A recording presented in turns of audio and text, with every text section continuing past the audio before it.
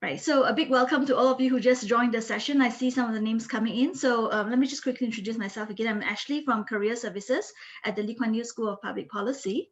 And this is the first time that we are collaborating with the SIG student group, with this current group of leadership to collaboratively introduce this event, which is the future of green finance. Now, before I start the session proper, I'd like to just run through some housekeeping slides. The next slide.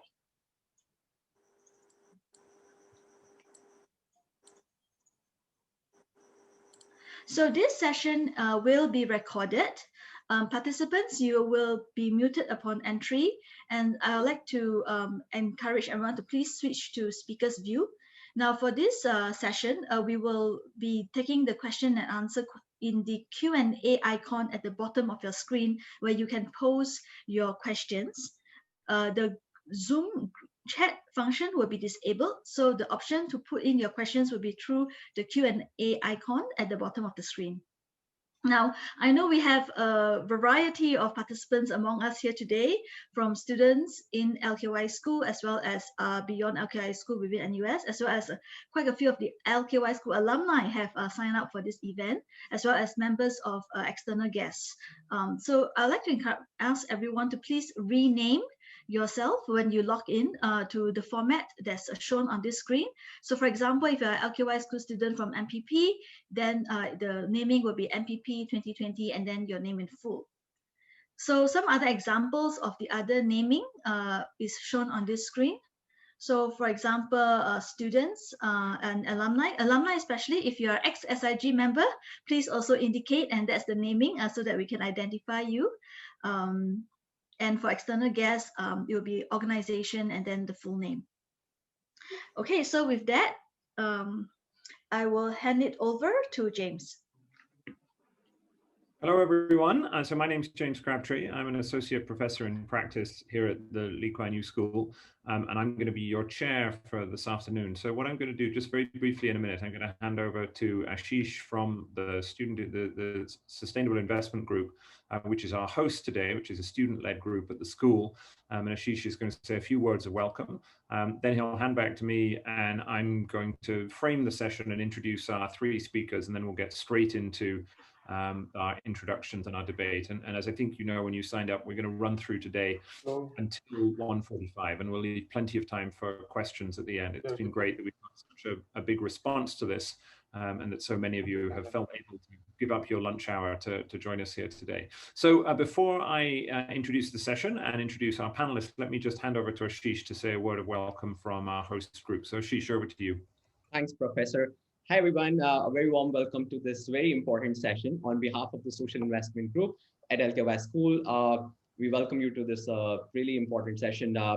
Just very quickly, as a student-led group, SIG aims to provide a space for discourse on both the financial as well as the policy and regulatory aspects of social investment, impact investment, much needed discussion, especially in the times of COVID. There's so much spotlight on ESG and sustainability related financing. So we were really extremely, as students of NUS, proud that NUS took the lead and issued a $300 million green bond earlier this year. And we wanted to really understand, and we were wanting to plan this session. And I'm really grateful to all our esteemed panelists who are, the brainchild and the leaders behind in putting this together. So we're really looking forward to this session. And I'd like to very quickly thank Professor for chairing this, and as well as, our colleagues from, our friends from Career Services to partner with us. I would also like to mention, we may have been joined by our founding president, Kundan, who started the SIG today and has been constantly guiding and supporting us. So thanks, everyone. We really look forward to a very interesting and learning-full session. Over to you, Professor. Very good. Okay, super. So, I mean, few issues matter more from a public policy perspective than green investment, particularly in the aftermath of the pandemic. It felt earlier this year that green finance was really on a roll.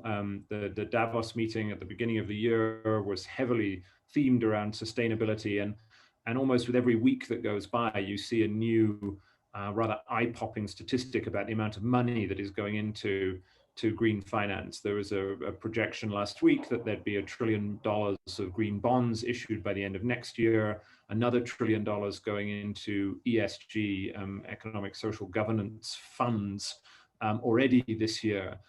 But this is happening against the backdrop of the pandemic. And as we will go on to discuss, there are various ways in which you might think that COVID could be an accelerant of move towards green finance when we talk about building back better, in the words of Joe Biden, or potentially it could slow it down as countries begin to look for any source of stimulus and investment, whether it's in green areas or not.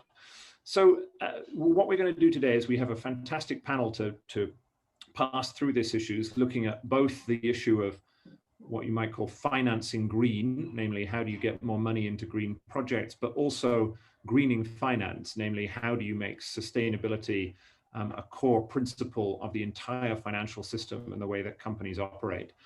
And so to look at that, we have three guests, and I'll just introduce them briefly in turn. Speaking first, Esther An, who's the Chief Sustainability Officer at CDL, City Developments Limited, which is one of Singapore's largest real estate companies, and for the purposes of this discussion, a pioneer because they launched Singapore's first green bond. And so she is both going to talk about the area of green finance and what they learned from that.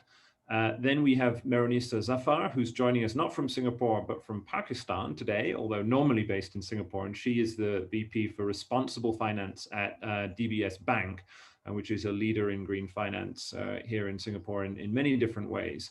And then finally, representing the home team at NUS, Kianwu Tan, just down the road from where I'm sitting on the main Kentridge campus at NUS. And Kianwu, after a long and distinguished career in the private sector, joined NUS reasonably recently and has been in charge, as she said, of launching NUS's first green bond earlier this year. And so what our panelists are going to do is both give us a sense of this area and how it's changing, but also we'll look at some practical case studies so we can learn a little bit about how easy, how difficult it is to launch these kind of instruments and the effect that they can have.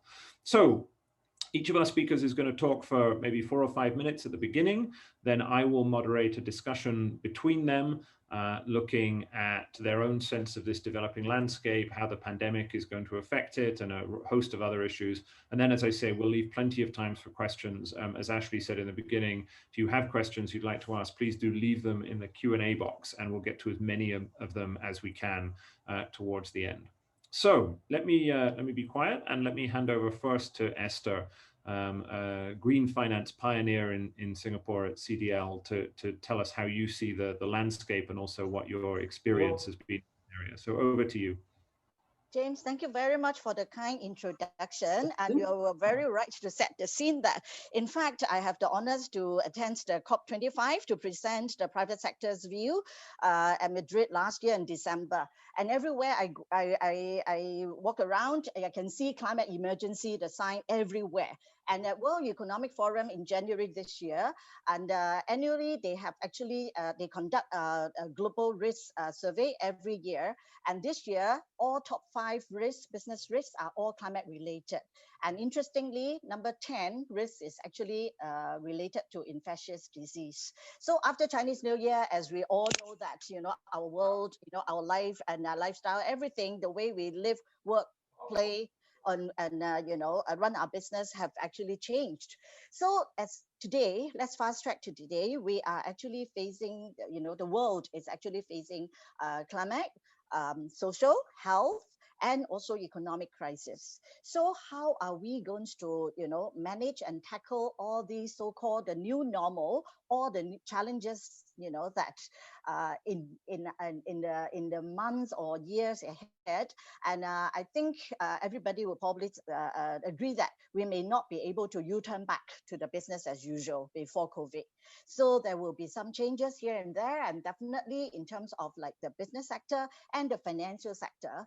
If you refer to like UNEP, FI, they have actually issued a report called the Changing Costs. So which actually advocates 3 areas, which is like responsible lending, and sustainable and responsible investing, and also sustainable insurance. This actually targeting and all the financial sector.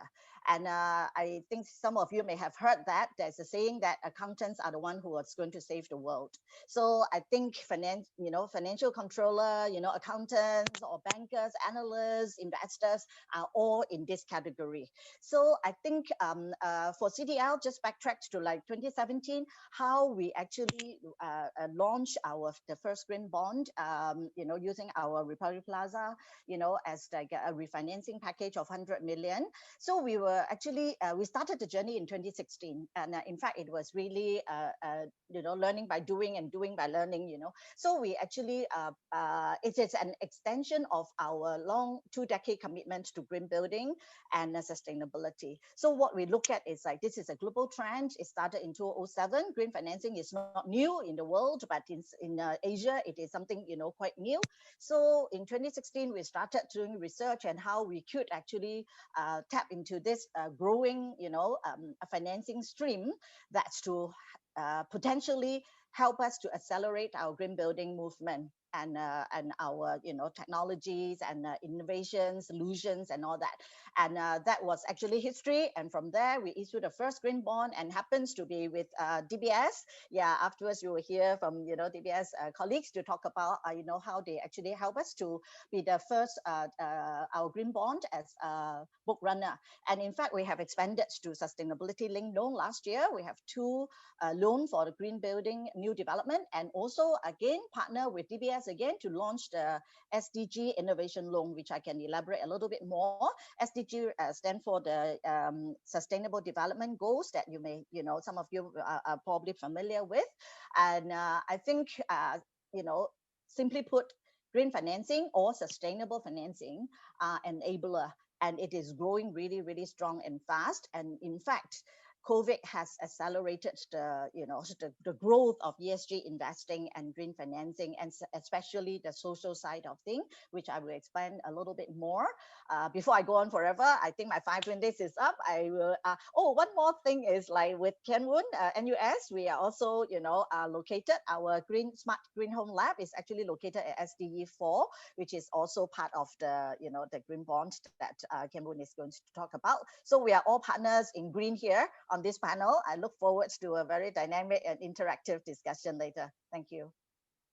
Very good. Thank you, Esther. That's terrific. Accountants are going to save the world. This is a good point on which to start the discussion. So, Maranisa, maybe I could turn to you next from the finance side of things. So you were a partner on CDL's bond, but how does the bank approach this, and how do you see the landscape changing at the moment?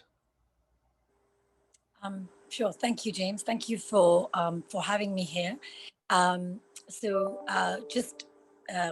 You've made the introduction. I don't need to introduce what I do, but basically for listeners who may not be very familiar with green financing or sustainability or ESG linked financing, it's where banks or financial institutions link incentives, ESG sustainability incentives, to offer financial incentives if they achieve those performance targets. And Esther has talked about a few examples, of course, where we have partnered with CDL for some very interesting and innovative transactions that we've completed. So financial institutions are a vital link in enabling the rapid economic transformation that's needed to meet the goals of the Paris Agreement and Sustainable Development Goals. I won't get into the details of all of that, but it becomes increasingly apparent in times of COVID, and I think Esther also touched upon that. As the S component becomes important, the E component has been important when we look at the pressures faced by the climate change risks. So although sustainable finance may be, gaining traction, it may be in its, expanding quite rapidly, the pressing threats posed by climate change and rising temperatures have really moved it to the forefront, higher on the agenda at DBS. and I know across the planet, many financial institutions.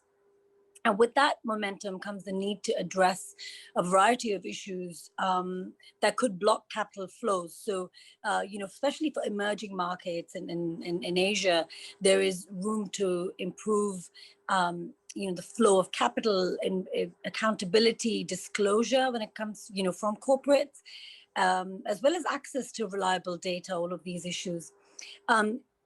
Speaking of, COVID,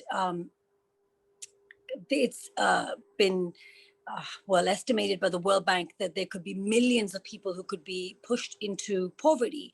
And I think the key here is that sustainable finance could play a very important role to help economies rebuild and to help people out of this poverty.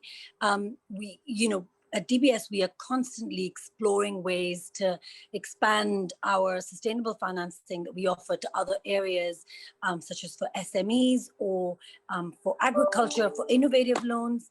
At DBS, we've been issuing, green loans, green bonds since 2017-18, and we have done a large number of transactions. And we continue to innovate when it comes to what kind of green products that we offer.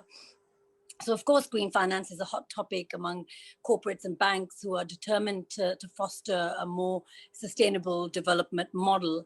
But the imperative is obviously very strong when it comes to the responsibility of the financial industry, because through our lending and investing, we have the power to redirect capital to sustainable technologies and solutions for the future. And the companies doing that work, that are prepared to do that work to make that transition to a net zero emissions economy.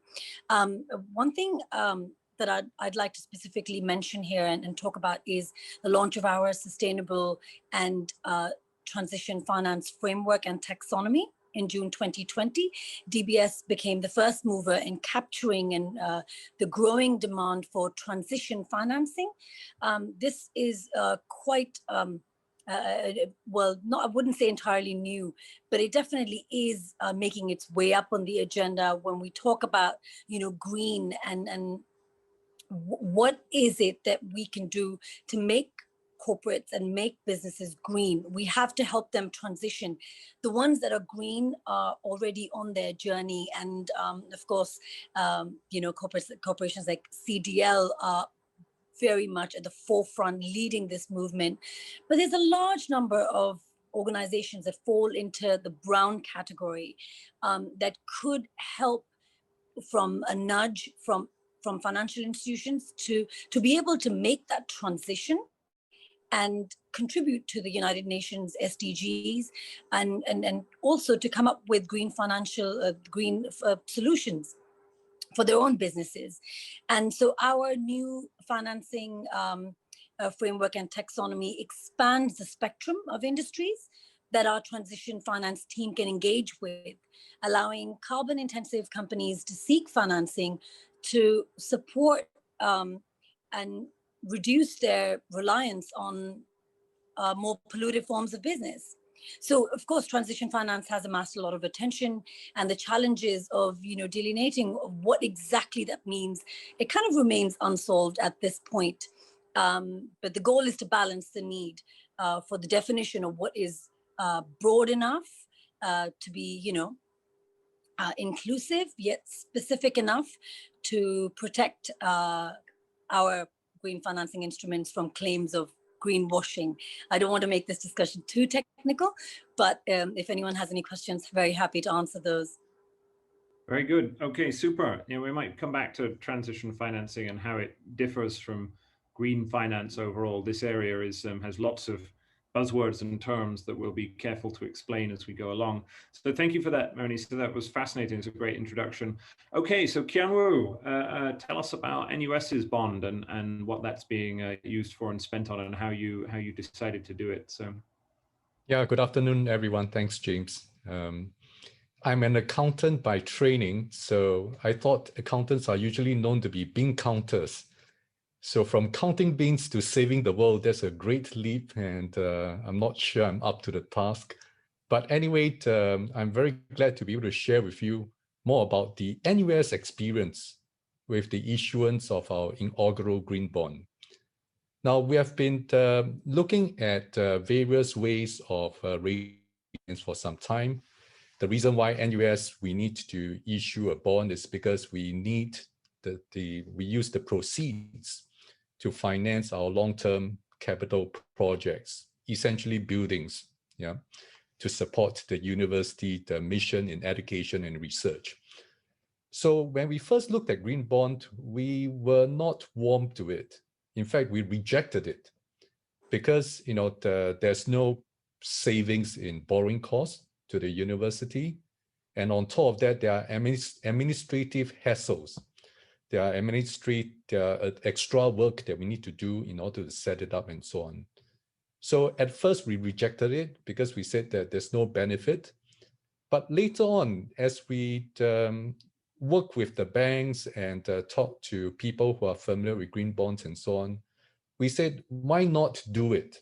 Since the university has already invested in the sustainability for a very long time, in terms of research, in terms of making the campus green and so on, we thought the green bond will provide us an additional forum and platform to showcase all the green efforts that the university has embarked on for so many years. So we changed our mind, and that was sometime towards the end of 2019. So we started working on the green bond issuance. In terms of the green bond issuance process, well, first of all, we had to set up a green framework. Now, what does the framework do? The green framework outlines how we plan to use the proceeds, how do we evaluate the projects, and how do we select the projects, and how are the proceeds managed, and finally, how will we report it to the stakeholders? So in the case of NUS, we specified that we will use the green bond proceeds for the 5 users, one of which is for green buildings and precincts. Once we have set up the green framework, and for NUS, that was not too much of an effort because a lot of green projects are already in place. So when the green framework was set up, we had to find an external reviewer to go through the framework that we have set up, to give an opinion so that people know that it's properly done and so on. And once that's completed, we are ready to go. So, but remember that time, and that was when it was completed, it was in round about May 2020. So we are still going through the COVID-19 period. And of course, with COVID-19 brought challenges in terms of project management. And in addition, the market was very volatile, right? The equity markets, the money markets, et cetera, were going up and down. But we found a good opportunity, a window of opportunity, and we were able to issue the green bonds for $300 million for a tenure of 10 years, also with the help of DBS. And it was very well received by the investors. Some uniqueness about the NUS bond, I think. Number one, we are AAA rated because of the strong financial position of NUS. Secondly, for the green bond investors, I think NUS appeals to them in special ways because not only is the money invested in green projects, but the green projects in turn become living labs, whereby further researchers are being done. And I think the spin-off benefit of this research would mean a lot to the discerning investors and so on. So looking back, the journey of NUS with our inaugural green bond issuance, from first rejecting it to launching it, post-launch, what we have learned is that there is a very strong growing demand for green investments and so on. So therefore, with hindsight, I'm very glad that we did it because that positions us well to tap this growing demand in the investment market. So that's a brief introduction and an overview of the NUS Green Bond issuance. Back to you, James. Very good. Okay. Well, let's. I mean, I think maybe probably we should deal with the sort of elephant in the room first, which is the pandemic, and then maybe I'll ask a few questions about your individual projects and the way that you see this area developing. But I suppose if I were to frame it very simply, as I mentioned at the beginning, there are some people who hope that the pandemic, and Esther reflected this in her remarks, that the pandemic could be an accelerant to this transition, in as much as you're going to have recovery packages and stimulus packages, which can be spent on green matters. You're going to, governments are able to borrow a lot more at the moment, various different ways in which you might think that there's going to be more money going to green finance. But equally, there's another side to this, which is that countries are going to invest in whatever they can, whether it's coal-fired power stations or what Meronisa called brown. So they might decide just to build brown instead of greening brown. So I wonder, from each of your perspectives, Meronisa, maybe I'll start with you and then go to Esther and Kian Wu. How do you see this space changing since the pandemic? I mean, is it now more challenging, or is there reason for optimism that actually this may prove to be a catalyst rather than a barrier? From what we've seen, there has been no slowing down of the momentum of green financing. We've seen, our clients, our borrowers come with absolute, gusto, but also with a real sense of urgency, because there is that pressure on corporations to improve their sustainability performance, to build back in so many ways. And we've seen this kind of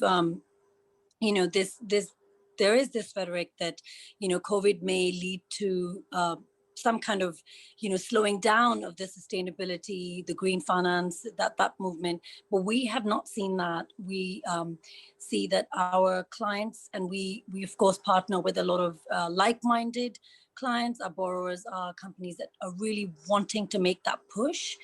And we feel that there has been very little slowdown. In fact, like Esther mentioned, there is a focus on the S element.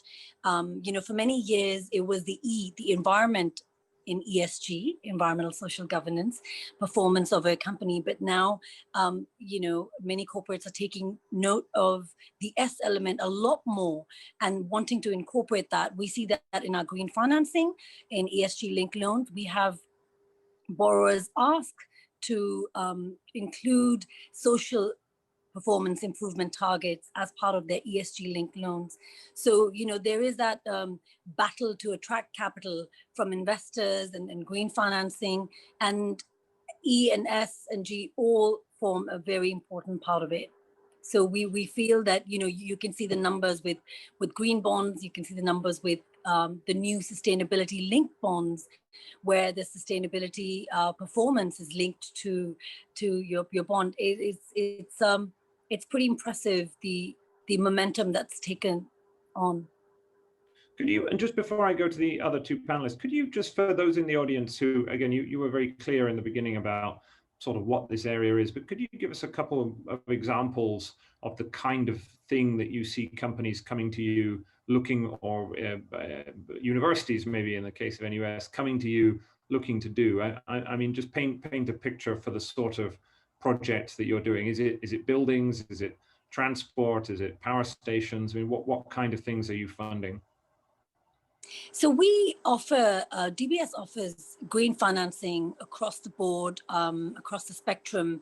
There is no, of course, the leaders in sustainability are kind of at the forefront of this green financing, but we are actually encouraging SMEs. We work with corporates of all sizes, and we reiterate this all the time, that green financing is absolutely not for large corporates only, that, smaller companies, we would absolutely be happy to provide them with the support should be on their journey to improve their sustainability performance, to digitize, to take advantage of what's out there right now. We offer ESG linked loans, so environmental social governance targets, predetermined targets are set to for a specific loan for a corporate, and we reduce our interest rates if those corporates achieve those targets. Then there's products like green bonds, sustainability linked bonds. Of course, the bond market is very much they're very much active, very much gaining momentum. And then there's green loans, which are more, very much in Singapore, at least, very much tailored to the real estate market.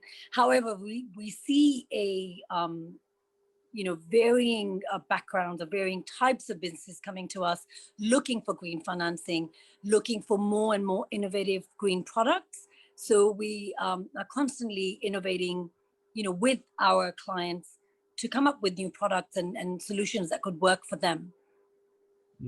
Okay, excellent. So Kian-Woo, what about, I'll go to you and then Esther. I mean, you mentioned that the pandemic had some challenges for your particular bond, but I wondered, do you draw any more general lessons beyond NUS's experience about how you think the pandemic might either encourage or disencourage organizations to take more of these options? Well, COVID-19 has affected us in many ways, even in terms of sustainability. It has got a huge impact in the sense that it has, first of all, when it comes to take, for example, construction projects, operationally, because of the labor supply situation, because of COVID-19, they came to a halt. And therefore, in general, we experience a delay or a deferment of construction projects. And because of COVID-19, the contractors have to put in safe measures and so on. So there's an impact on construction cost. So COVID-19 certainly has led to some increase in cost in the construction projects, but more fundamentally, it has resulted in us having to rethink about the future infrastructure. We may have lost you. Let's see if Kian-Woo is going to come back for us, or if we've lost him. Okay. So what kind of facilities do we need? Oh, we've missed you. We're losing you a little bit, Kian-Woo. Can you hear us? All right. Let's turn to Esther briefly, and then we'll see if Kian-Woo will come back. Ironically, Kian-Woo joined us today from his office specifically for good internet. So maybe NUS needs a good internet bond as well as a green bond. Esther, how have you found the pandemic kind of affecting this But there's also a human wellness to it. Oh. Okay. Hi, hello. Kian-Woo, you were cutting in and out, I'm afraid. I don't know. Yeah. Do you want to try again and see? I was just saying you joined us specifically to have good internet, but do you want to try again and see if it's going to work? Yeah, I'll just quickly summarize. Sorry, the internet connection not very stable. First of all, operationally, because of COVID-19, there's a delay in construction projects. We see an increase in construction costs that's going up. So this has got implications. And for the university, because of so much learning content has gone digital, we have to rethink what will be the future infrastructural needs and how can we modify our current bank of buildings and so on to fit the future needs. So that's one challenge. And I think also the COVID-19 has brought an additional angle into sustainability. It's not just being green to an environment and so on, but the new angle could be what my colleagues in School of Design and Environment has been promoting all along, the wellness angle, human wellness. How can we make our buildings and infrastructure that will be more conducive and healthy for people to work in? So I think, COVID-19 certainly has introduced a lot of new, interesting, and very challenging thoughts into our minds, and a lot of work for us to do going forward. Very good. Excellent. That was also crisp and clear on the internet for the latter section. So that was great. Esther, what have you seen? Again, we're on the topic of the pandemic here. So, I mean, do you feel that this, you said in your introduction, you thought that this could be an accelerant. So it sounds like you're an optimist about these things. Yeah, it has been. I will touch on the global investment landscape first, then I zoom in the property area, just expand on what Kian Woon talked about, that we have to look at the way we design and build and manage. And okay, first, I think definitely COVID has accelerated the overall responsible investing landscape globally. And if you look at the UNPRI, which is stand for Principle for Responsible Investment, which was set up in 2006. At that time, there was only 63 signatory and managing assets of 6.5 trillion US dollar.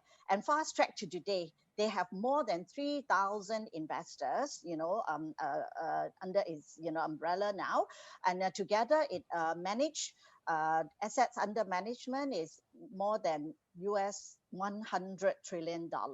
So for listed company, if you want to have a share of this pie, and you have to dish out very strong environmental, and ESG report card. And investors, have never been, as vocal and as clear as now. Over the last, 6-7 months after COVID, Larry Fink, which is the biggest, the CEO of BlackRock, the biggest, asset managers in the world, that he has already said that climate risk are actually investment risks. And they are not going to invest in company with high sustainability related risks. So this is one point about, investors are really driving change. So when you talk about property, which actually I mentioned that actually real estate has very strong environmental and social impact. And you don't have to be in the real estate sector to have an impact on the building, on the built environment. Research show that people in average spend 90% indoor, of your time indoor. So how you use the facility and the utility at home, at work, or even, when you travel in hotels, in schools, and all that, have an impact on the environment and on the carbon footprint of buildings as well. So, and of course, when we look at how to move the needle, how to help the world to, achieve the so-called advancing net zero, vision by 2050, and we have seen news about Paris Agreement, is giving all the, businesses and actually the governments, national governments, to adjust and raise their commitments to reduce carbon emission target. By end of this year, they have to submit, and Singapore has been really forthcoming to raise our commitment as well. So when you look at the whole world's, commitment on reducing, carbon footprint towards a low carbon, economy, and how are we going to achieve it? It does affect businesses and individuals, as most of us actually know that last year, January 2019, Singapore has already rolled out carbon tax. And we are not the only countries to do so. And in fact, our carbon tax is actually much milder than those in Europe and US. So if for multinational, there is actually a cost for your carbon footprint. So how do we look, to plan not just about today, but also tomorrow? We have to look at R&D, and that was also why we partner, NUS as far back as 2017, and we have already have quite a lot of research and ongoing and in the 2 labs that we have been looking at. And in fact, we are not just looking at things like, how to lower the carbon footprint, but we also look at antibacterial, antifungal, and technology solutions, and we support R&D. And in fact, since 2017, innovation has been, voted as our top ESG material issues. And this is aligned with the global investors' view. We don't just look at short term, but we look at long term. Without technology, without solutions, without innovation, you can't move the needle. You can't really, lower the carbon footprint. So that is where, fundings are important. So green financing, sustainable financing, really fit into the formula that how are we going to enlarge our financing stream to enable us to look into all these technologies that can help to lower the carbon footprint of infrastructure. How from the beginning of from design, from ventilation, from the use of renewable energy, solar panels, and even antibacterial, antifungal paint work, and even technologies that can help residents to track their air qualities and all that. So I think green financing, money talks. Without funding, you can't really go deep into technology, go deep into solutions or green building technology. So I think definitely, if you ask me, we are very near the tipping point that we will never go back. Even after COVID has find a vaccine and find the solutions, people are so used to space, social distancing, and also higher level of hygiene and sanitation, and all that. So I think definitely green financing is an enabler for us to achieve low carbon and also a more sustainable lifestyles. Great. Okay, that's terrific. So that's a good overview. So okay, sense of optimism about the pandemic. I'll go next to Kian-Wu and then to Berenice. So at the beginning, I sort of set up this thing people talk about in the sector about the balance of financing green and greening finance, the different sides of this agenda, getting more money into green projects that might not be able to get it, but then also trying to find ways of putting sustainability at the heart of the wider financial system. So Kian-Wu, I wonder, I'll turn to you on this. I should actually just say before we go there that we've already got some excellent questions from our audience. So I see one of our faculty members has asked a question, which I'll get to in a minute. There are a couple of others that are very interesting. So I'll turn to those in just a second. Those of you who do want to ask questions, as Ashley said, if you don't change your name and you come out as anonymous attendee, then we don't know who you are. So if you are an anonymous attendee, then write your name at the bottom of the question and your institutional affiliation if you want us to give you a name check, which of course we're very happy to do. So yeah, Kian-Wu, in terms of financing green, I mean, what did NUS learn from this process about how you can get both more money into green projects, or in a sense that institutions would want to find green financing to develop more green projects? What was your learning out of that on the financing green side of this debate? Yeah, thanks, James, for the question. In fact, just now I shared that initially we were not warm to the idea of issuing a green bond. Later on, we changed our mind.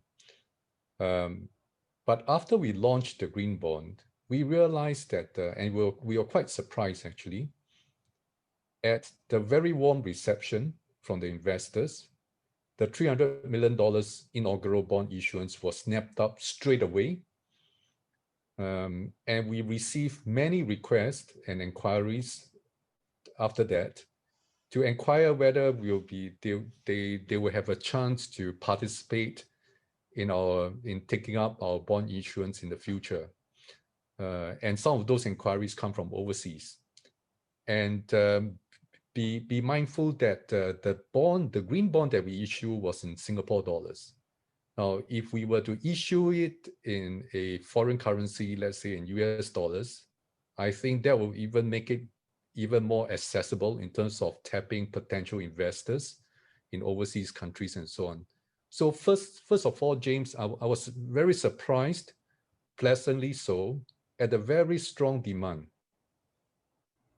coming from investors.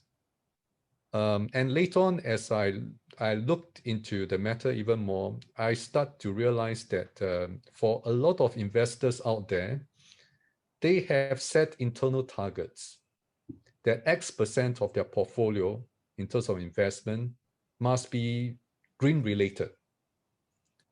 And I can foresee that this trend, especially now with COVID-19, will only escalate going into the future. So my hindsight experience of all this is that had we not tapped into green bond, had we not set up the green framework, we'll be missing out a very large piece out there in terms of investment pool, in terms of availability of funds and so on, which we would otherwise not be able to tap if we have not chosen to set up a green framework and to raise green financing. So I don't think it's a matter of choice going forward, James. It is not a matter of choice. Going forward, more and more investors, more and more funds will insist that they want to only take part in green financing. And for those who have not started on this path, they are going to miss out a lot of opportunities. Very good. And then, so Maranisa, what about the other way around? So in a sense, what Kianwu said there is very instructive, which is one of the reasons why there's money coming into this area, is that people have set targets that they're now getting a bit embarrassed that they haven't got enough green finance and they want to have more of it. There's pressure on institutions to do this. But what more can you say about what you see happening on the financial system side? Because in a sense, it's, I would guess, more important from a green finance agenda to have sustainability at the heart of the financial system rather than simply the narrower problem of trying to get capital into green projects. So what do you see on that side of things, both from DBS and more generally in terms of regulation?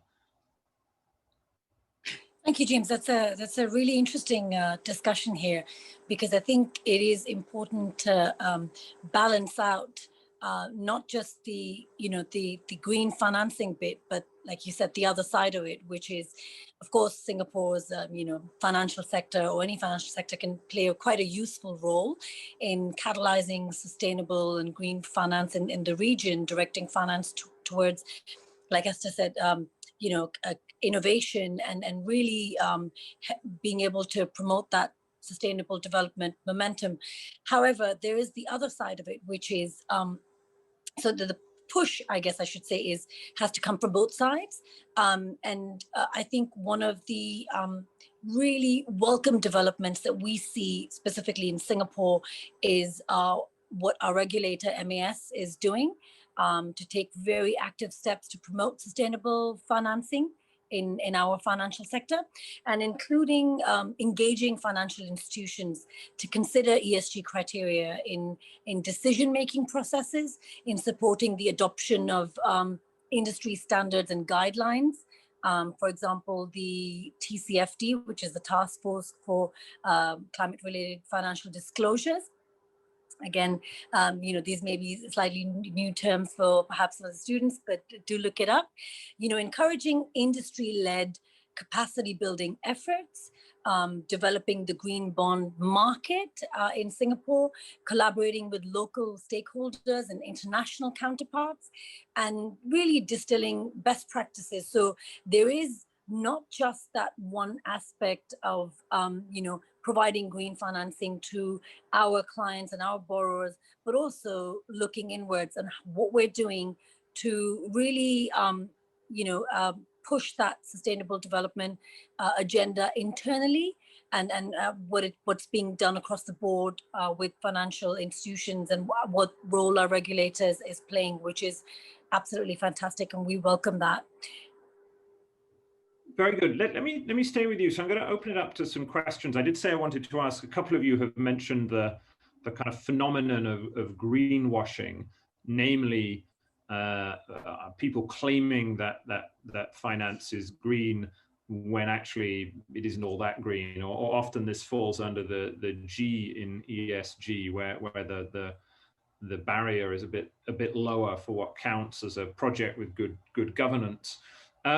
But so Professor Benjamin Kishore, who's a climate and finance specialist here at our school, he had a question which is a bit related to this. So he said, based on your experience so far in building green finance, what do you think the lessons are for the role in keeping within 1.5 or 2 degrees of warming by mid-century?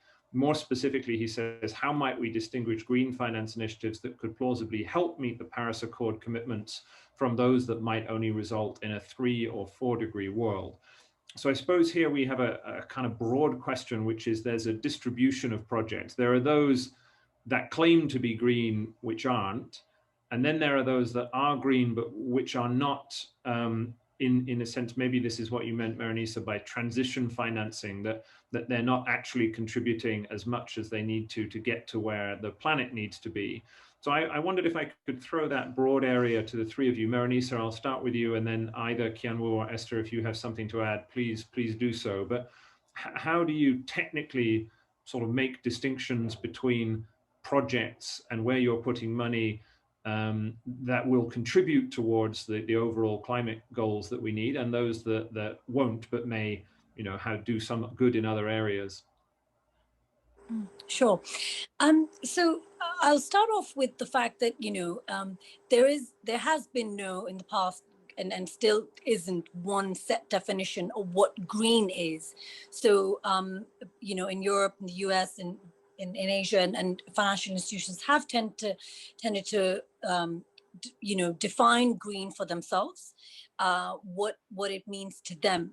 There have been bottlenecks when it comes to, you know, the slow pace of issuance, for example, of green finance, by you know, not being able to define, or financial institutions have been kind of wary of providing green financing to organizations that are, you know, a bit brown. So there have been bottlenecks in helping them transition. This applies specifically to Asia, where, you know, we are, there has been, you know, hurdles in jumping through those hoops to provide green financing.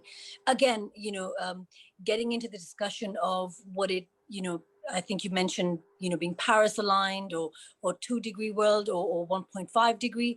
I think, you know, a lot of organizations and corporates in Asia have started to make that transition, have started to think about this, diversifying their business models.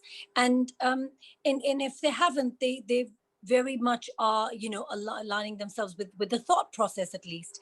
So there is that acknowledgement, but also I think it's important to understand that, you know, to really be able to say, you know, we are Paris aligned. Let's say if a corporate comes to us and says, you know, we want to have an ESG linked loan, and we are Paris aligned, we have to look at international best, you know, standards, best practices. So science-based targets, do company have those? Very few companies, of course, have those right now. Many are working towards them. I think it's a bit of a, at the risk of using, you know, the term too much, but it's a bit of a process, and a transition process, whereby all these movements will happen, you know, happening at the same time. So it's for us, DBS Bank, when we look at what kind of companies and clients we want to work with, we look at like-minded companies. When we are looking at companies that are, you know, at the beginning kind of journey of their sustainability journey, we look at how we can align to external best practices, to benchmarks that are already available, to best practices that are already available. So we have to make sure that, you know, we align ourselves with the best external standards possible.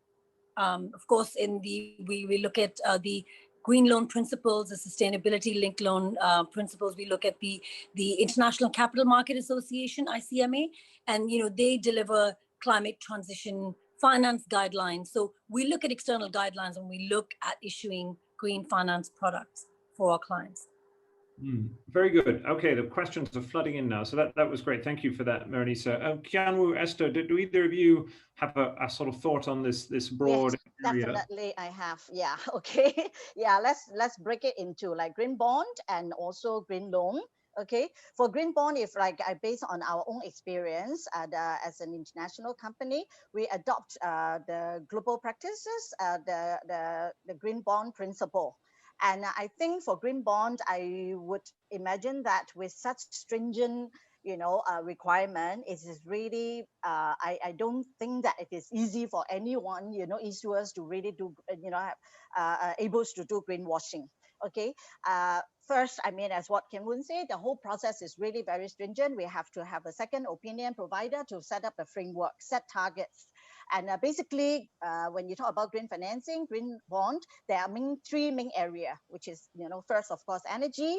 And then the second one is water. And the third one is actually waste management. So green bonds are basically, contributes to these three broad area. But of course, each bond, you have to set your own, targets and all that. Our first green bond is actually using our Republic Plaza as, using the energy and green building standards, that it is independent or certified. So after the second opinion provider, the framework has to be subject to the third party audit, which we had one of the big four accountants to actually certified it. And last but not least, we sent to the London-based Climate Bond Initiative to stamp it. So you have gone through three layers of assessment. So for bond issuance, that is also explaining why in Singapore there are only a handful of bonds that have been issued. But since late 2018, sustainability linked loan has been really growing very, very fast in Singapore. And in 2019, there were actually 19 of such sustainability linked loan. And this is an area that people have a bit more doubt, because it is basically between the lender and the borrower. And it is not as stringent, as onerous as green bond. For green bond, you can go onto our website. Your framework must be publicly available. It's posted online. And you must come up with an annual report to look at what you have set the target and how you have achieved it. So every year is still, the annual report is subject to external third-party, assessment audit as well. So mine is already done. Mine is a 2-year bond, and we have done all these, and it is all online. And but for green loan, or sustainability linked loan, is a little bit less stringent. Okay, and you are not required to post your framework or annual report. But that is also why there's MAS has also pushed very hard to make sure that the lender have to be disciplined and have to really impose on what are the terms for the sustainability linked loan. So I think the world is very, very transparent nowadays. So I think the so-called greenwashing, it is not as easy. And the ESG investor analysts are also very, very stringent in their assessment. And actually, there was a couple of questions to ask about how does it contribute to the global goals. And interestingly, 60% of the green bond users are actually from building and energy sectors. So this clearly, shows that a lot of, bulk of the green bond proceeds actually go to lower the carbon footprint of infrastructure and also carbon footprint of, or clean energy. So this is something that we can, safely say that green bond and green financing really can contribute to the, the global goal of advancing net zero. Very good. Okay, terrific. Can we, not both on this question, but somebody called Eden T asked a kind of question which was related to Professor Kishore's question. He said, congratulations on the issuance of the green bond. What does NUS see as its role in achieving Singapore's Paris Agreement NDCs, the voluntary commitments that Singapore made when utilizing the bond monies, mindful of the fact that the unit of measurement for the Paris Agreement goals is still the nation state? So, I mean, either of those questions or both, if you see what I mean. But what have you observed about the kind of relation between this green finance area and the broader climate challenge seen from NUS's point of view? Yeah, I can't speak on behalf of Singapore, but I can definitely say that, state categorically that NUS is deeply committed in sustainability, and not just in making the campus green and more sustainable, but also we have a lot of researchers, right, working on a lot of research projects. So, for example, I've got research colleagues in SIRIS. SIRIS is an institute that's looking at renewable energy, solar energy. How can solar energy be applied in Singapore, given the constraints of the Singapore environment? because in order to generate solar energy, you need a lot of space for solar panels. So for land scarce Singapore, what is the strategy and what are the technologies that we can employ to make solar energy more usable and more productive for use in Singapore? So NUS, I think it's amazing. We have a multifaceted approach to sustainability, not just in the infrastructure in the campus, not just in operating the campus, but also in research, in education, in engagement with the community and so on, to spread the word of sustainability and so on. So NUS has a large role to play, and therefore, green finance, the green bond that we have launched, is just a small element in the total picture that would help us finance some of these initiatives with the proceeds that we have received from the investors. And I agree with Esther, and I think the ESG investors, the green bond investors, they are a very discerning lot. Therefore, for those who attempt to do greenwashing and so on, the damage to their corporate reputation is going to be huge if they're found out to be engaged in greenwashing. But that said, I think, like all investments, the investors need to be beware of the potential risks that they are in. So in our case, NUS, next year, we'll be publishing our first report. And we hope through, the framework that we have set up, the reports that we're going to issue and so on, we'll be able to reassure those who have invested their money with us that their funds have indeed been put into good use towards green purposes. Could I, James, could I actually give two examples that how NUS have engaged a corporate partner like us? In fact, we have actually worked with SIRIS, the Singapore and Sustainable Energy Research Institute Singapore SIRIS. Yeah, we are working on two pilot projects, like what Ken would say. Singapore is land scarce. We are looking at building integrated solar panel. So we have already started piloting it with SIRIS at our construction site, combining prefabrication technology with BIPV. That's one. Another one coming up soon in the next quarter is to also look at a new generation of BIPV with even pattern and design, and to look at how it. But all these R&D work takes time. You have to track the performance. You have to look at how we can improve on the harvest of solar energy. But safe to say that there are a lot of actually research work going on, and the NUS academic side and also businesses like us, industry player, are actually collaborating. Not just starting from today. It's actually quite some years already. Yeah. Super. Okay. Well, so we've got a range in our audience today, but I think although Maranisa is joining us from Lahore in Pakistan, I think the prize for the most distant joiner is going to go to Shane Jaffar, who's joining us from the Canadian state of Alberta, where he works for the Alberta state government, and green finance is one of his responsibilities. And so Shane asks, since we're at a School of Public Policy, somebody had to ask this question, if accountants are going to help save the world, what is the role of governments, and what are some of the policies they need to put in place to support green financing? So I suppose to each of you, maybe Maranisa, I'll start with you, but then Kianwu, Esther, chime in. I mean, if you were king or queen for the day, what would you like to see governments do in general, or here in Singapore, to encourage the growth of this area? Are there any obvious tax treatments or incentives that would be helpful given the urgency of this situation? So Maranisa, what's the kind of policy agenda that you want to see here?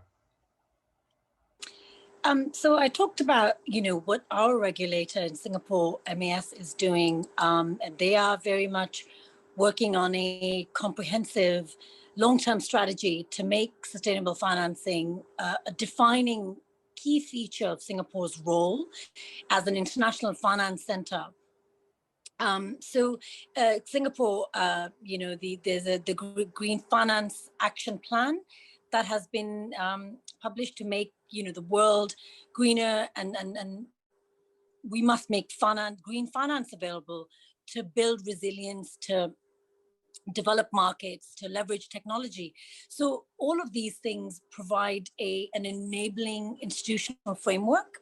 So it can't just be the regulators, saying we need to do this. It has to come, the movement has to come from several different aspects. So whilst financial institutions have been working on green financing because it makes good business sense, it makes sense to partner with companies that are sustainable, to lend capital to companies and organizations that are really looking to make impact.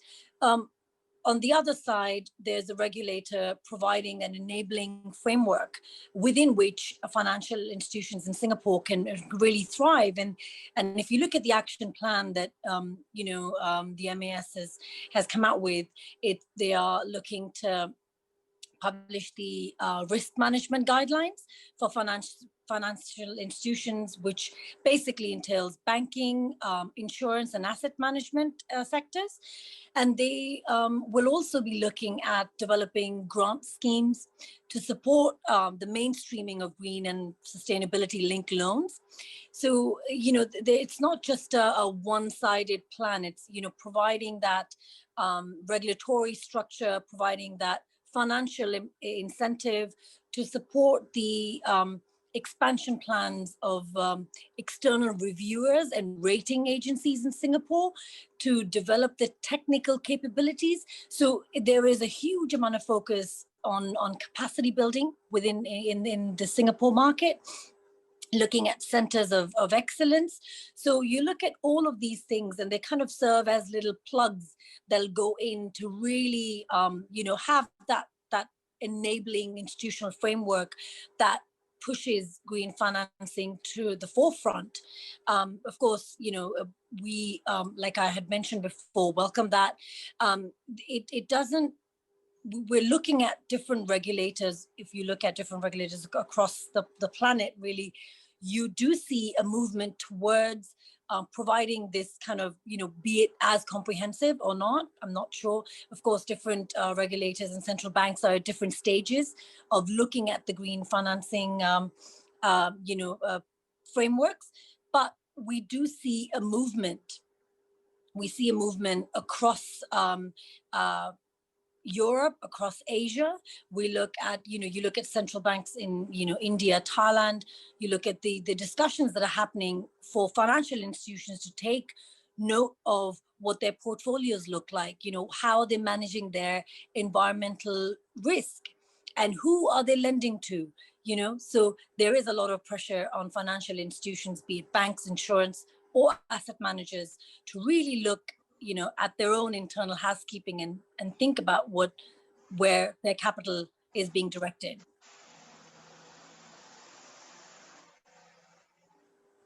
James. Myself. There we go. Very good. So we've got about 15 minutes left, and I've got quite a lot of questions. So what I'm going to do is go through some questions individually, so that everyone doesn't answer every question. We've got a bunch of questions about measurement. So this is obviously a nerdy policy audience. So Ju Cheng Chen asks, what are your key considerations in financing projects? Akib asks, what metrics are there to check the credibility and longevity of projects? So Maranisa, I wondered, oh yes, and then Winona at the beginning asked, how are green bonds and green loans, how are their performance measured? So do you want to say a little bit about that, about the measurement side of things? So I'd mentioned earlier in one of the points I made that we look at external benchmarks. So we don't just, when we set ESG targets for, let's say, a sustainability linked loan with a borrower, we don't just take their word for it, saying, oh, yes, we've achieved, the targets. The benchmarks are quite stringent. So we typically engage an external a third-party independent consultant, or the ESG targets could be linked to an external benchmark or an index. So we look at external validation, and that, you know, separates us from having to make that determination, or has the borrower achieved the target. So we don't base it on, you know, okay, I've achieved the targets and we just take your word for it. The process is quite stringent. I think Esther also touched upon it, that it can be a little, you know, it can be not as stringent perhaps, but I think it depends on the internal due diligence frameworks you have in place. And at DBS, we very much look at stringent external validation. And only once we have achieved confirmation from an external party that the ESG targets have been achieved, we then issue the discount or the incentive that has been promised to the borrower as, you know, an incentive to further improve their sustainability performance. So coming back to, you know, how do we determine? I think one of the most important factors is annual reporting. And of course, Esther touched upon that as well. And for the NUS Green Bond, you know, we look at impact reporting. Where has the impact been made? What improvements have been made? Where possible, can the report be made, you know, public? And in certain circumstances, depending on, you know, the terms and conditions, some reports do have confidentiality aspects to them, but typically annual reporting is required. You know, of course, different products work differently, but for green bonds as well, for ESG linked loans, for green loans, it may be different, but we do expect, and these terms and conditions are discussed, you know, prior to kind of signing the dotted line when transactions are completed, but we do expect annual reporting on, you know, where the financing has been used on. I'm just giving an example. These are not, it's not a comprehensive list, but improvements, ESG, and of course, improvements in targets, whether the targets have been met or not. So all of these things add to make the green finance product robust. And at DBS, we align ourselves with best practice guidelines that are available, or external benchmarks that may may be relevant for different products. Very good. Let me ask a couple of questions to Kian Wu. So one is from an alumni, Jason Brown. He asked, what were the additional administrative changes that you were worried about when opting for green financing on top of existing principles or protocols? And there was another question for you. I think in your introduction, you had said that about the pricing of the bond. And so one of our questioners was saying that he was a little bit surprised that NUS is not saving costs by issuing green bonds, because they say most green bonds are issued at rates that are lower than the prevailing market rates for otherwise similar credit risks. I think this is a question from Abhishek Bajaj, who's asked a few questions in the session. So Kian Wu, do you want to sort of take those two and talk a little bit about your own experience? Yeah, sure, James. Let me tackle the second question first. Now, in terms of pricing, yes, I've read somewhere that you know, some issuers have experienced you know, the more advantageous rates, lower interest costs, and so on from issuing green bonds. But I must say we have not experienced that. Maybe you know, that's our first issuance. Maybe in our subsequent issuances, we will have a better experience. But so far, that has not been the case.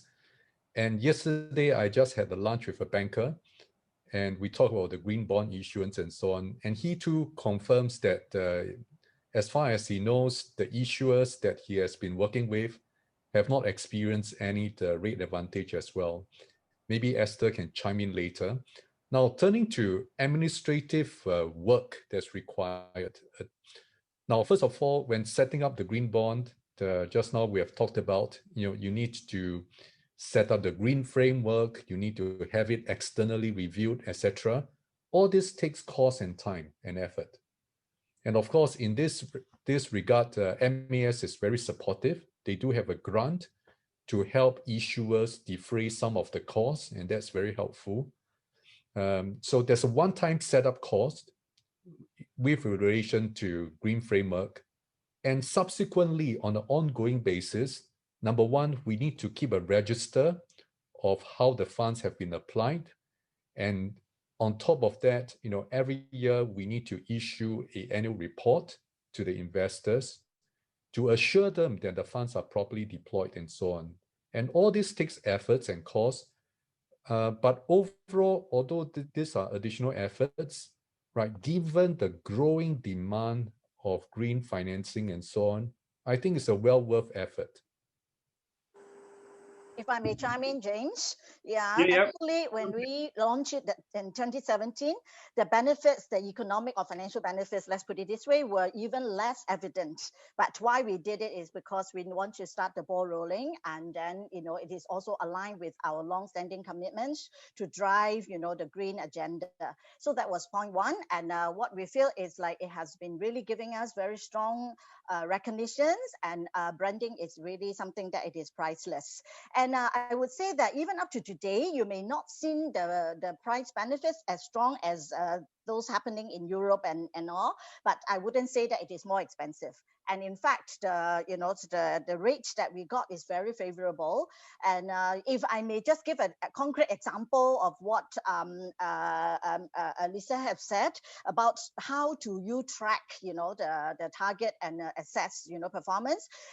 If I use the SDG innovation loan as an example, so we have to pack our performance first to our sustainability ranking or rating, whether it is Dow Jones, CDP, or MSCI. So that is point one. Okay, that means on the corporate level, we must maintain the high commitment to ESG performance. Secondly, is about the loan. Why you pack it to SDG? There are 17 goals. So we have to come up with innovations that can actually support SDG, which is actually a global standard. Is not like it's not set by DBS or CDL. So if it is related to, for example, clean energy, I will have to get the local authority to certify that, yes, this is an innovation first of its kind, and also after the lab, test, and is really going to reduce energy carbon footprint by X%, for example. So it has to be like steps, and trust me, dealing with banks, they are very, very stringent. Then they will consider the so-called incentive that we have actually set, when we established this agreement on the SDG innovation loan. So we are still working on it, and but I would say that with such initiative, such vehicle, it really helped innovation and drive the green agenda. Yeah. Very good. Okay, now, so we're coming towards the end of our time. I promised that in the end, the final question I'm going to ask all of my panelists is going to be for our student audience who might be thinking about this area as a chance to get a job. And so I wanted to ask at the end, all three of you, in a sense, how you came to be working in this sector and what advice you have. But before we do that, we do have a couple of other quick questions which I wanted to touch on. There was an interesting one from BB Singh, who said, based on the lessons that we're learning while implementing green finance in Singapore, how can we help countries in the region from gaining from our lessons and leapfrogging so they can also have a green development plan? And I thought, Maranisa, I might ask you this. I mean, Singapore is a financial center and so its role within the region is much larger than just here in Singapore. And the most pressing need for green finance is not actually in rich countries like Singapore, it's in poorer developed. So both, but just in general, could you tell us something about the role of green finance in Southeast Asia in particular, and how that appears to be developing? Who are the leading countries, or how do you see this area developing? And then I shall ask you all about your career trajectories and what advice you have for people who want to actually work in the world of green finance. So Maranisa, go ahead. So that's a really interesting question, because you're right. It's Singapore, of course, is and looking to. They are at the forefront, but also looking to kind of really help drive the green finance movement. I don't think it's just restricted to Singapore. I'll give DBS as an example. Of course, we work across our core markets. We operate in a number of countries, of course, in Asia, and we are looking at green loans in many different parts. For example, in India, we're looking at green financing in Vietnam, in Indonesia. We have completed transactions, ESG linked trade financing, or looking at ESG linked loans for different kinds of organizations, not just the ones that you see in Singapore. So absolutely, we look at green finance products across all of our capital markets. I think it's important to say as well that as the momentum picks up, as we complete and issue more transactions, and as the regulators in these countries and central banks start to really look at this movement, we look at countries that are really just starting out. Big, large, development banks like IFC and World Bank, they are looking to really push green financing agenda as well in the development projects that they are financing, looking to support the SDGs. So I think absolutely it has started perhaps, a bit slow in some parts of Asia, perhaps, but very much looking to, looking at the movement gaining momentum everywhere. Very good. Okay, so let me ask each of the three of you in turn about, in a sense, this area. So it's a fast developing area, as a number of you said, didn't really exist in Asia in many ways beyond 5 years ago, certainly not 10 years ago. So it's a new area. It's also growing very fast. But I mean, so all three of you have found your way into here. So maybe you can tell us how you did that and how you've kind of managed your careers briefly, and what advice you might have for those who might want to kind of come into this space. And since we're coming out from time, if you also, my kind of final challenge is, tell us one thing that you're most excited about in this area of green finance as well, or that you think people coming into the sector should be most excited about. So Esther, why don't I ask you first, and then I'll go to Kian-Wu and then Maronisa. So Esther, what advice do you have for Yes. people who might want to first, of course, for my own journey, it is like from the early day, which is like, I started in 1995 into this area. I'm a comms specialist and a branding. So I started in that area that look at how we can, look at, conserving as we construct and all that. And fast track to today, there are plenty of training and actually degree courses for environmental management training and engineering and also accountancy and all that. And I'm sure that just now we already mentioned about the Singapore Green Finance, Center that MAS is setting up in partnership with many banks and all that. But when I hire in my team, actually I have a mixed bag of people. One thing in common is their passion. Okay, they must have very strong interest and passion in the environmental area, especially. And of course, I have accountancy students, graduate who is supporting the area of green financing and also sustainability reporting. And as you know, that sustainability reporting is also a big, huge area that can spend another 2 hours to talk about it. And it's getting more and more technical.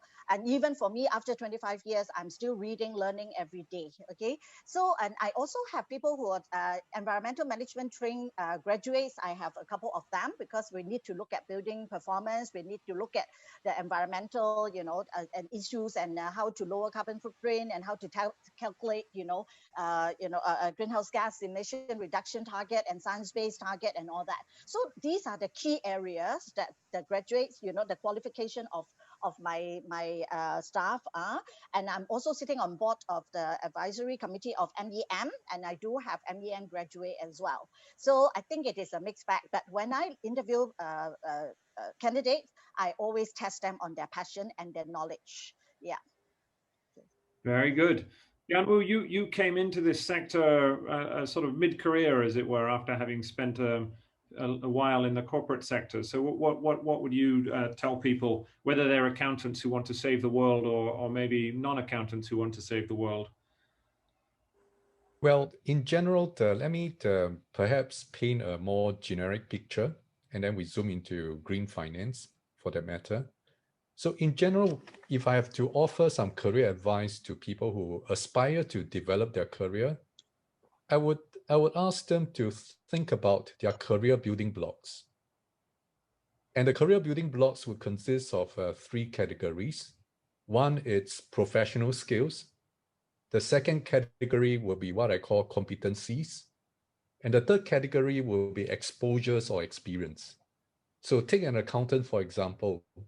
So the professional skills that we need to build, the knowing our debits and credits, knowing our accounting standards, etc., etc.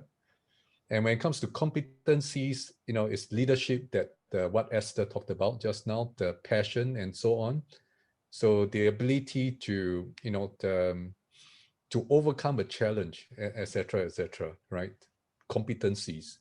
And the third one will be exposures and experience. So turning all this into, the green finance perspective, right? If someone aspires to build a career in green finance, so you got to figure out what are the professional skills that you need to acquire for green financing, right? Are you prepared? Are you going to work in the bank? If you are going to work in the bank, as a green finance advisor, what skills do you need to have, right? And secondly, in the areas of competency, certainly the things like communications is going to be very important, because think about the annual reports that need to issue, think about the investor engagement that you need to be engaged in. And lastly, in terms of experience and exposures, there's going to be, you have to start somewhere. So even us in NUS, launching the green bond was our first attempt. So my colleagues and I, we had no prior experience. But there are a lot of people out there who are able to help and guide you along the way. So you got to pick up along the way, and you got to overcome the whatever inertia that you may have. Pick it up. So many people have done it, like in so many things. There's always a first time. Don't be afraid, right? Start somewhere, start building your exposures and experience, and over time, I think you'll be well on your way to develop a very nice career in whatever chosen field that you have chosen. Very good. Thank you so much. Maronisa, final word to you. We've got about a minute to go before we close. So what quick advice would you have for those who want to get into this area? I guess my advice would be, it's an absolutely fantastic time to get into this. There is so much information, opportunity, and momentum available to really ride the wave. When I went to study environmental sciences, numerous years ago, it was really, there were not that many jobs. There was not a huge amount of awareness of this topic. Green finance is a real interesting blend of environmental knowledge and also knowledge that you need to work at a bank, finance related, or looking at capital market products. So it blends the two beautifully together. And I think if there is a time to get into it and really learn a lot, there are so many opportunities available, from training, workshops, like Esther mentioned, to internships. There's so many of us who didn't have that when we started out. So now is a really good time. Super. Okay, that's great. Well, thank you so much to all of those of you who've asked questions, and in particular, thank you to my panelists. This was a terrific discussion. I felt like we covered a huge amount of ground, and thanks also to Ashish and his team from our Sustainable Investment Group. We'll be doing more events in this series, so please sort of follow us on LinkedIn and on Twitter and all the various channels. So many thanks for that. Thank you in particular for our 3 panelists, to Kim, Esther, and Maronisa. Ashley, shall I hand over to you just to close out the event? Yes, please. We could have the slide on. Yes, thank you very much, James, for moderating this wonderful session. So I'll just to close by just saying that, as things become more multidisciplinary, as policy students who are out there who are interested to work in development banks, who are interested to take up government affairs positions when you finish, this is an opportunity to open your minds to different topics that might be relevant or that you might come into contact with as you graduate and go out into the market. And green finance is one topic to highlight to our students' attention. Now, we would like to thank you for being a great audience. Your feedback is important to us. So if I may have the slide on, I've just posted the feedback form that we'd like you to complete in the chat below. So please use your share your feedback by scanning this QR code below. Now, this is also an opportunity for us to connect some of the alumni who are here with us here today with our student group. So the next slide, please. So if you want to receive updates from the social investment group, which is a student group led by Ashish, please scan the QR code below, and you can be on the mailing list for some other related events that this student group do on their own. And last but not least, the next slide. In the registration form, then you sign up for this event. You might also notice that from Career Services, if you'd like us to reach out to you for your campus recruitment efforts, we'll be happy to do so. And we'll be having a career fair next year. And employers who are interested to participate, this is an early shout out. So with that, I'd like to thank all of you, wonderful panelists, James for moderating, Ashish, our student leader, and his team, as well as everyone who are here with us today. And we hope to see you at the next event. Thank you very much.